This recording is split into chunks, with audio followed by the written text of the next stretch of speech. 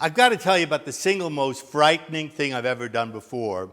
How many of you have jumped out of an airplane? I'm talking about a perfectly good airplane, an airplane that's going to land. So let's see, if you've jumped out of an airplane, raise your hand. So how many times have you jumped? Once. Okay, that's okay, that's good.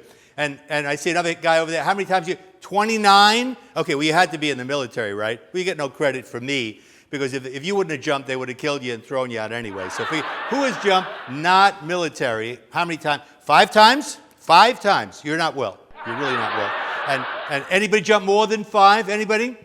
I see a guy in the back. What? 9? Okay. Let me show you the difference between me, a one-time jumper, and these 2 other idiots here, 5 and 9 times. To jump once is a sign of curiosity. To jump any more than that is a sign of brain damage. They've hidden that plate so well in your head, I can't even see where it's at. But you guys are going to keep me honest for the rest of the show and make sure that they know that I'm not lying to. Now, when you get out of an airplane, they give you some training. But like usual, the training leaves a little bit to be desired. Okay, so when I did this training, we had to get up on a barrel about twice the size of this chair. I know my military friends, you jumped off a tower.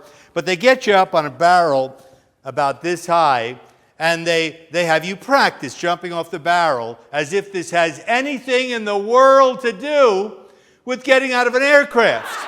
The first thing they tell you is, okay, bend your knees so they don't snap like twigs when you hit the ground. In the middle of the air, we want you to scream so you don't explode upon impact. And at the end of it, they want you to practice hit and roll. What's hit and roll? They want you to jump off the barrel and go, yeah, and fall over. Sir, does this have anything in the world to do with getting out of an airplane? Nothing. I don't care how many times you jump off this barrel, it's not going to help you this much when you get out of the airplane. The first clue they give you that this is not going to be easy, they give you 2 parachutes. The first parachute they put on your back. They tell you this puppy will open up automatically. I said, that's good, terrific. Then if this was going to open up automatically, how come you've given me the second parachute and nailed it to my chest right here? And you know the answer. The second parachute is just in case the first parachute doesn't open up. I said, I could handle that. How long do I have to open up the second parachute? And the guy says, the rest of your life, which from 3,000 feet is exactly 14 seconds before your next job description will read topsoil or fertilizer, or at the very least you're going to be vertically challenged because you're going to be this tall. To make you feel good, to reassure you, they give you a helmet. What's a helmet going to do for you? If you land on the helmet, you will no longer be wearing the helmet. The helmet will now be wearing you. This is what you're going to look like. You're going to have 2 little feet coming up out of a helmet. They're going to go to your survivors. They're going to go, yes, the rest of them is inside the helmet. Look, I told you I'm a psychologist. I know deep breathing. I know meditation. I know hypnosis. I even know auto-hypnosis, how to hypnotize your car. None of these things are going to do you any good. There's only one thing you need to take with you, because I promise if you take this with you, this you will use. You know what that is? The rubber underwear. See, if you wear the rubber underwear, nobody will know. If you don't wear the rubber underwear, everybody will know. Now, I'm on a little baby Cessna 180 aircraft, little tiny aircraft, 5 people on the plane. 2 of these people have some sense because they're remaining on the plane for the entire flight. 3 of us have lost our minds because we are getting out of the plane somewhere up in the sky. So who stays on the plane? Let's take care of those people first. First of all, thank God, the pilot stays. Because if the pilot doesn't stay, it really doesn't matter who else stays. So the pilot stays. And the second one who stays, he's got a good job title. He is the jump master. Jump master. We had the good fortune of having an ex-Marine, you know the type, one big eye in the middle of the forehead, the knuckles which swing and hits the ground when he walks. His name was Og. Not bad for a Marine. It has 2 letters in it. I'm still calm. I'm good. Everything is fine until I speak to jumper number 1. Because jumper number 1 happens to be a good old boy from the great state of Alabama. Do we have anybody in the room originally from the great state of Alabama? See, because if it was a guy, I could tell, because he'd have a belt buckle the size of a trash can cover. He'd have a family tree that wouldn't fork at all. Anyway, This good old boy comes over to me without my even asking him and proudly says, I've never been in an airplane before in my life. I go, let me see if I got this right. This spud has never been in an airplane. The first airplane he gets on, he's going to wait till it's 3,000 feet off the ground, and then this mental midget is going to go marching out of the airplane, and I am following a fool of this caliber out of the aircraft. Now I'm a little concerned. Folks, you'll have to imagine a plane, and you'll have to imagine this is the door of the airplane, and for the moment, I'm the fool from Alabama. So he's first out of the plane. So he's sitting here, and where that guy is sitting, that's how big the plane is. I'm sitting in the back of the plane watching this guy to see what the hell happens to him. And I'm watching, and then I'm distracted by a shiny object for 1 second. And I look back at the door, and the fool from Alabama is now gone! He is sucked right out of the airplane. He was in the airplane. He is gone. That's it. He's done. Agba jump past the motion and says, okay, it's my turn. So now it's me. There's the door of the airplane. You have to imagine door around me, airplane around me. And here's what Og says. I'm not making any of this up. Here's what he says. I want you to come over to the door, sit down, take your feet, put them outside the aircraft, bend over, take a look. This is where the rubber underwear comes in mighty handy, folks. So I don't care what you were thinking. I don't care what you'd like to be thinking. The only thing I was thinking at this point was, what was I thinking? At this point, if they shot you, kicked you, hurled you out of the airplane, it would be easy.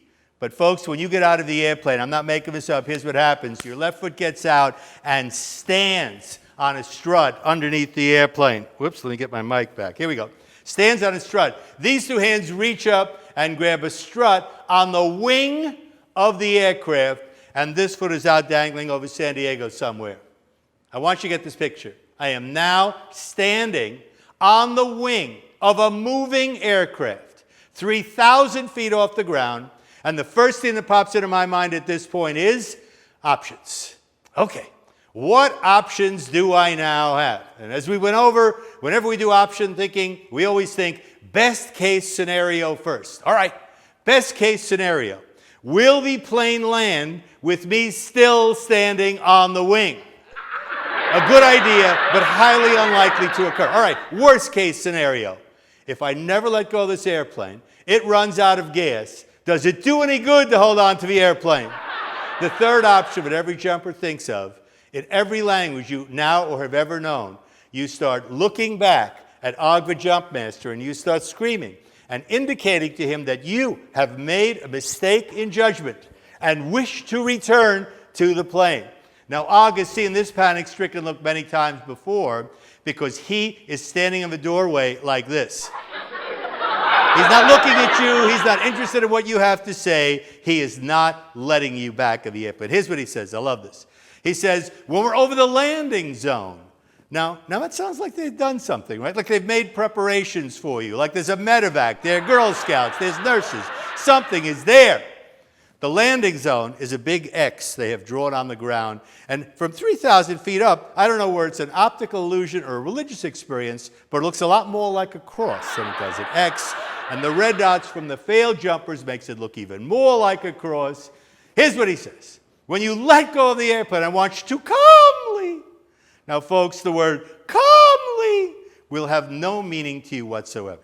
When you let go of this airplane, you are going to be rocketing towards the ground faster than you have ever moved before in your life. It's going to seem like about Mach 3. I don't know if you have any idea how fast that is, so let me put it in perspective for you. The only thing in the world moving faster than you at this point in time will be every single thing on the ground coming up at you at Mach 4. Everybody says to me, well, you're a psychologist. What positive affirmation, what do you say to yourself that allows you to pry your fingers from the steel and let go of the aircraft? And again, I don't care what kind of a thinker you are. You could be a logical thinker. You could be an option thinker. There is only one possible thing you could be thinking when you let go of that aircraft. You know what that is? Because after that, your brain stops working. You are on gastrointestinal autopilot for the rest of the way down. Nothing is happening here. All the action is right in here. Here's what he says. I love this. He says, when you let go of the aircraft, I want you to calmly arch your back. Oh, yeah, I'm going to do this. This makes a lot of sense. Sure. because this way I can die symmetrically. They can fold both hands over, but calmly, arch your back. Count to 6, Mississippi. I said, Mississippi. What about a short state like Maine or Utah? Count to 6, Mississippi, and then look up and see if there's a parachute there. Folks, I have to tell you, I happen to be Jewish. This is not a healthy position for Jewish people to be in. Okay, we're religious joke, nothing personal there, don't worry about it. I'd love to tell you that I summoned up a great deal of courage, folks, but when I let go of this aircraft, it was without question the single most frightening thing I'd ever done before in my life. Not only did my life flash in front of my eyes, people I didn't even know flashed in front of my eyes. I let out a death scream that was so loud. My buddy, jumper number 3, back in the plane, turned dog, said, that's it, he's dead, I'm not going. And on top of all of this, you know what I did? It was like a night over water jump. I closed my eyes to wet my pants. It really wasn't good whatsoever. It takes only 3 seconds. If you're watching from the ground, it takes 3 seconds watching these people falling from the sky to figure out what kind of thinkers they are. Because again, we have logical thinkers and we have option thinkers. The logical thinkers do the same completely illogical thing, which is they run to try to catch the airplane. Now, I don't care how fast you're running, the plane be going this way, you be going this way, you're not catching the plane. Now, the option thinkers, these are my people. The option thinkers, within the first 3 seconds, realize that life is only 14 seconds long unless they do something. The option thinkers immediately start to do this. Because if you ever learn to fly, this would be a very good time to learn flying. I'd love to summarize this and say everything turned out great. When I hit the ground, I was so happy to land in one piece on the ground. I swore I would never let either foot lose contact with the ground. I swore I would only walk like this for the rest of my life. An experienced jumper like this gentleman over here heard me tell this story and said, oh, you made a big mistake. The first time you jumped, you should have jumped tandem. You folks know what tandem jumping is? They'll nail you to another moron's back. They drop the 2 of you out of the aircraft at 10,000 feet, 2 miles off the face of the earth, and you free fall, come rocketing out of the sky for 5,000 feet, and then they say, nothing to worry about, the other moron will pull the ripcord. I said, he won't live that long. If I come out of that aircraft, he does not immediately pull the ripcord, I'm going to tear his head off, I'm going to pour dirt down his throat, I'm pulling the ripcord. Like all the stories I tell, this has a very serious message to it. I know it doesn't seem serious, but there is a serious one. And that is, you know, this happened right around the time that I was 30. And again, for the first 2 years I told the story, it was a meaning of life story, a very serious kind of story. And then about 2 years after I started telling it, somebody came up to me at the end of one of his shows and said, so what other options did you have on the wing of the aircraft? And being a smart aleck, I quickly rattled off a joke. You know what happened? As soon as I could tell one joke about that story, the whole story immediately became funny. We have the ability to be able to reframe or re-see any story that has ever happened to us and look at it a different way. What started off as a meaning of life, scary story became one of the funniest stories I know.